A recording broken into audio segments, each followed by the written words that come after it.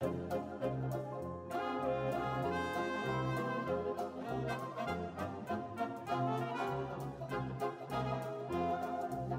réforme du code du travail, on vaut mieux que ça. C'est pas qu'il y ait 2 ou 3 failles, on vaut mieux que ça. Se résigner sans livrer bataille, qu'ils disent que l'on n'est pas taille, que les gens acceptent qu'on les assaille, on vaut mieux que ça.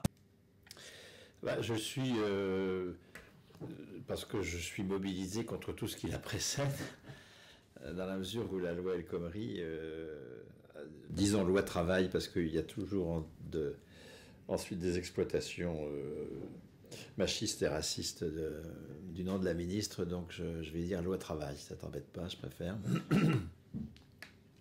Même si c'est une insulte au travail, ce qui est une autre question. La loi El Khomri ne vient pas comme ça troubler un ciel serein, hein. C'est quand même une évolution de plusieurs décennies, hein, d'inversion de la hiérarchie des normes. Donc la hiérarchie des normes, ça correspond à une lente conquête du mouvement ouvrier de sortir la négociation du salaire, des cotisations, de la sécurité sociale, de la limitation des horaires de travail, des conditions d'embauche et de licenciement, enfin, etc. Tout ce qui fait la vie du travailleur, de le sortir de l'espace de l'entreprise. Parce que dans l'espace de l'entreprise, le rapport de force est beaucoup trop à la défaveur du salarié. Le salarié, il doit allégeance à l'employeur, puisque c'est lui qui le paye. Enfin. Et même collectivement, et dans beaucoup d'entreprises, la capacité d'expression collective des salariés est faite, même collectivement, c'est pas si simple de conquérir une position suffisante. Alors il y a quelques boîtes où c'est possible, des grosses boîtes, mais enfin globalement, l'entreprise, c'est le lieu du travail concret, c'est le lieu de fait où on construit, on produit des biens et des services concrets, mais le travail abstrait, c'est-à-dire ce qui fonde nos statuts de producteurs, c'est pas dans l'entreprise que ça doit se jouer. Et donc, le mouvement syndical a toujours cherché à émanciper la capacité de pression des salariés de l'espace de l'entreprise. L'acte proprement révolutionnaire que posent le Parti communiste et la CGT, enfin la CGTU, enfin les héritiers de la CGTU dans la CGT de 1945, puisque les autres vont se retrouver à FO peu de temps après,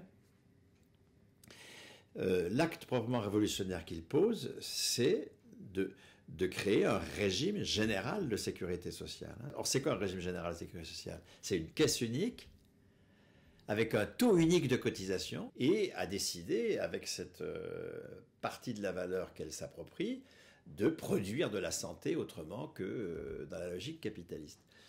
Bon, tout le mouvement syndical, en tout cas le mouvement syndical de transformation sociale, s'est construit autour de cette ambition, hein, d'avoir des institutions interprofessionnelles, macro-sociales, dans lesquelles le poids des patrons soit le plus faible possible, voire inexistant.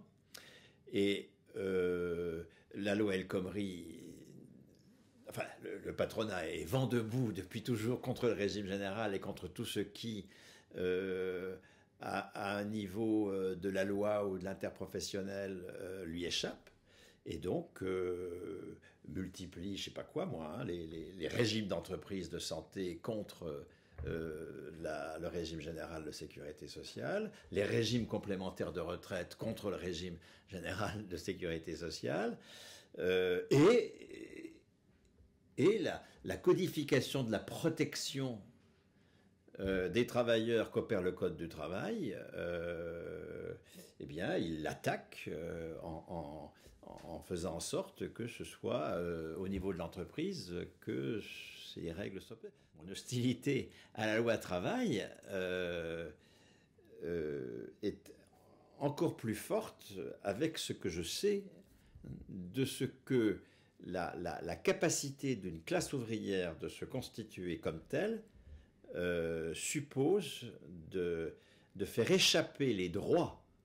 Je ne parle pas de travail concret, c'est dans l'entreprise forcément, hein, mais de faire échapper les droits salariaux de l'entreprise. La réforme du code du travail, c'est pas qu'il y ait 2 ou 3 failles, se résigner sans livrer bataille, qu'ils disent que l'on n'est pas taille, que les gens acceptent qu'on les assaille, vaut mieux que ça. Ah ben c'est bien sûr, c'est la mesure essentielle. Encore une fois, la lutte de classe, elle se mène, s'agissant du statut du travailleur, elle se mène là. Hein. Comment sortir la définition du statut du travailleur de l'entreprise. Et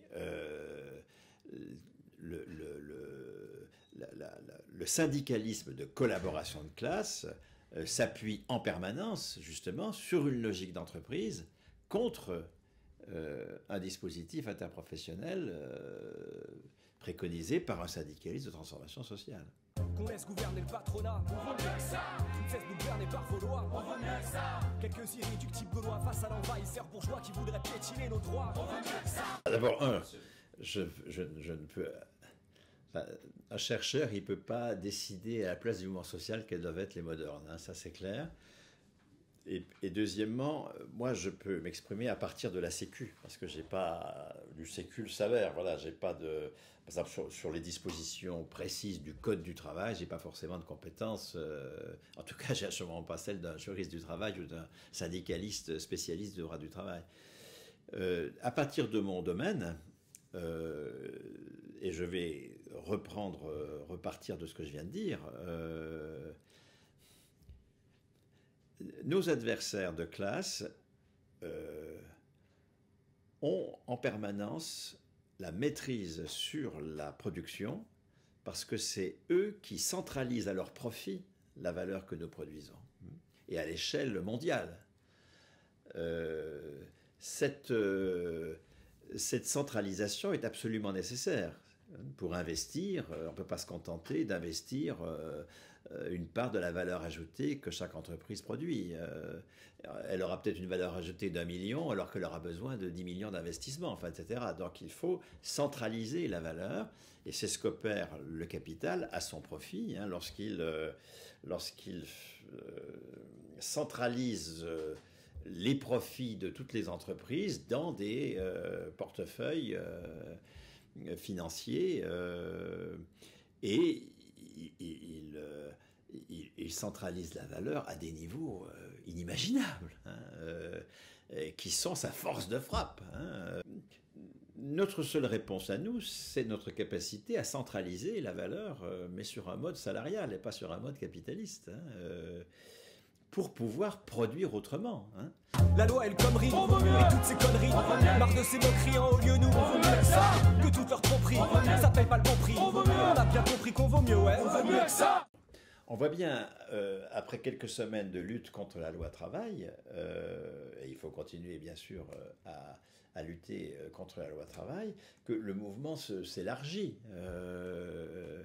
que les mouvements d'occupation de place, etc., que les jeunes les plus mobilisés, ils ne le sont pas tous, hein, mais enfin, les jeunes les plus mobilisés ont comme objet une ambition plus large, finalement, que la restauration du Code du travail. Hein. Et donc, il faut que si nous voulons être à la hauteur du mouvement, il faut que nous puissions, au vu de l'expérience qu'a le Parti communiste, la CGT, de la lutte, des exigences d'une lutte qui soit opérante au niveau de l'ensemble de la société et pas simplement dans des alternatives locales, disons.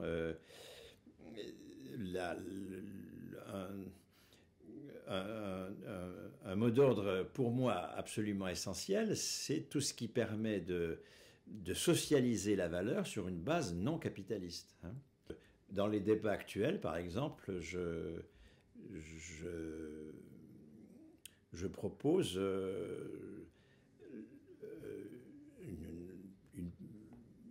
un dispositif de ce type.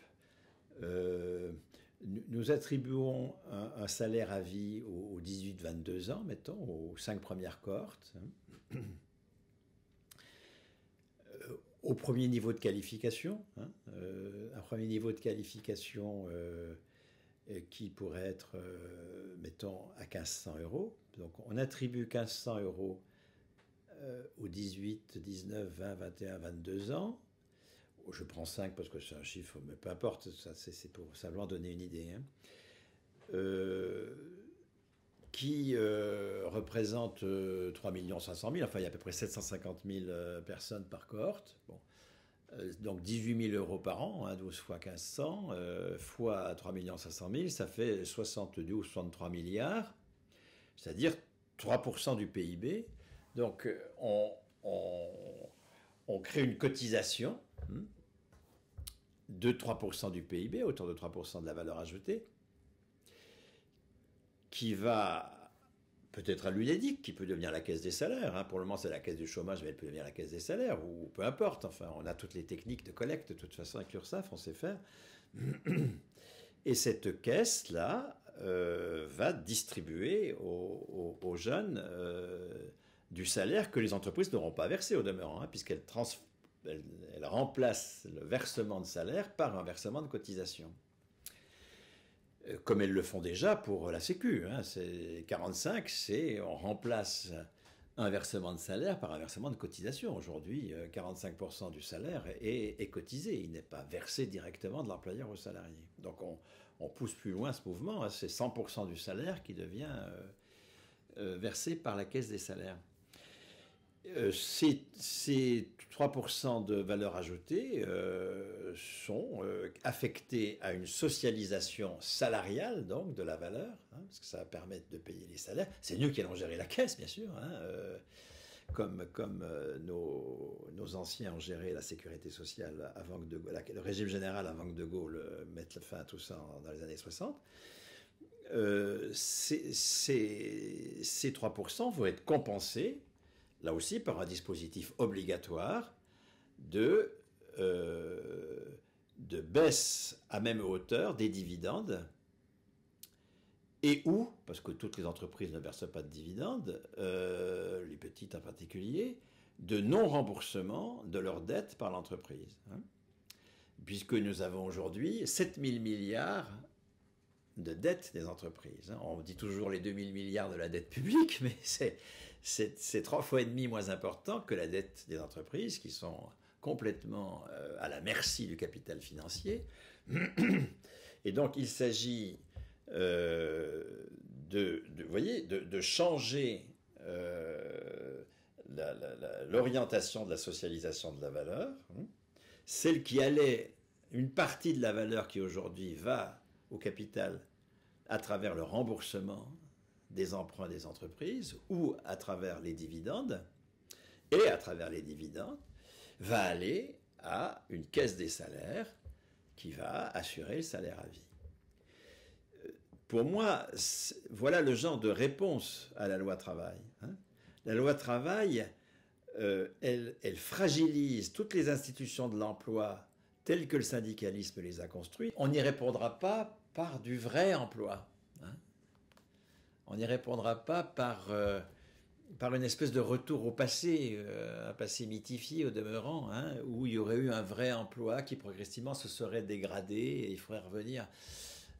Non, parce que l'aspiration des jeunes, c'est pas le vrai emploi. L'aspiration des jeunes, c'est souvent d'ailleurs de ne pas avoir d'employeur, et c'est très récupéré par Uber, il faut y réfléchir à tout ça, mais comment assumer cette aspiration de la maîtrise de son travail ? Ça ne peut pas être par le retour à l'emploi. Les heures supplémentaires peuvent être 5 fois moins majorées.